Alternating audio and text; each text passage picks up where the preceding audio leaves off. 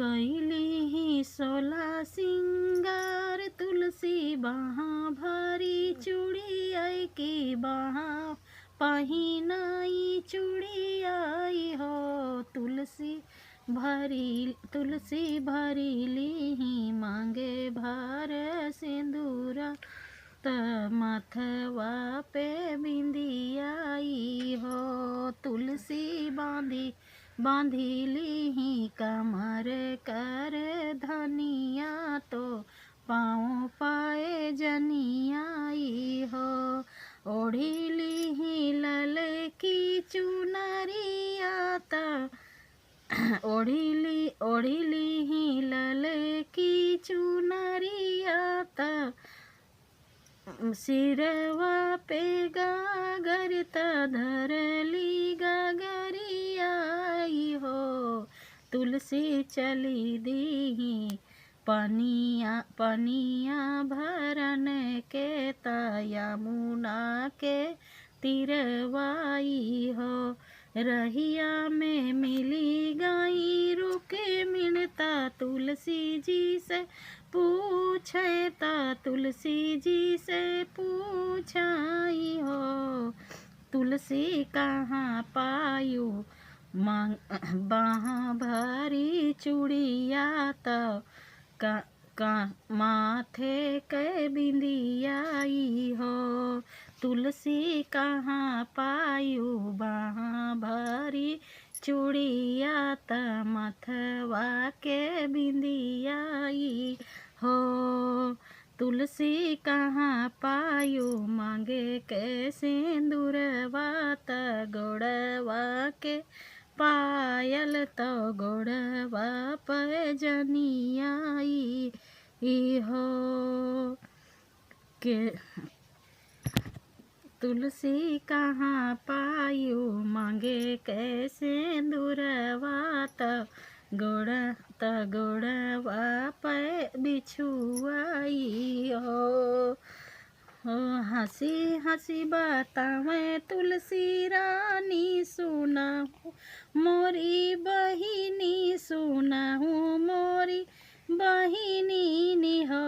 बहिनी कान्हा दी ले 16 श्रृंगारे बाहाँ भरी चूड़िया आई हो बहिनी कान्हा दिहले 16 श्रृंगार बाहाँ भरी चूड़िया आई हो बहिनी कान्हा दी है माथे कई बिंदियाई त मांगे भर सिंदूरवाई हो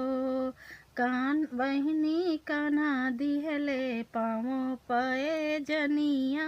कमर कर धनियाई हो बहिनी कान्हा दिहले गोड़े कई बिछुआ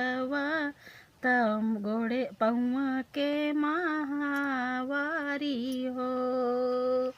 बहिनी कान्हा दी है गोड़े कई बिछियावा तो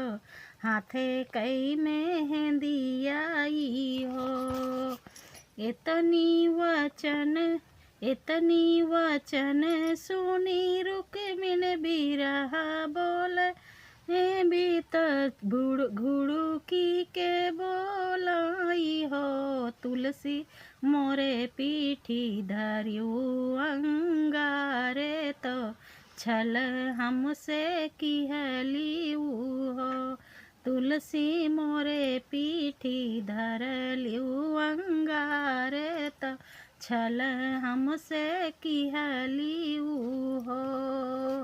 तुलसी मोरे पीठी धरियू अंगारे तो छल हमसे किहलियू तू हो तुलसी तो का तो समझे बहिनिया जो मई जा तुलसी तो का तो समझे बहिनिया तू बन्यू मोरी सौतिनियाई हो तुलसी तुलसी जाओ माई जन त्यों की तुलसी सावत हमारी हो बियू सावत हमारी बन बियू हो। तुलसी तो का तो जड़ से उखड़ त्यों वृंदाई वाना फेंकते हो। जौ रुक्मिण हम का उखड़ती वृंदाई वन फेंकती वृंदाई वन फेंकती हो। तुलसी बनी जाबै सुंदर बसुरिया त कृष्णा जी बजई हो। कृष्णा धई के अदर धर मुरली मधुर तान बजबई हो। रुक्मि अदर धर मुरली मधुर तान बजबई हो। रुक्मिणी कान्हा संगे जीवन बीतौबै तब। रुक्मिणी कान्हा संगे जीवन बीतौबै तब। संगे संगे रहबई ओन्हई संगे रहबई हो।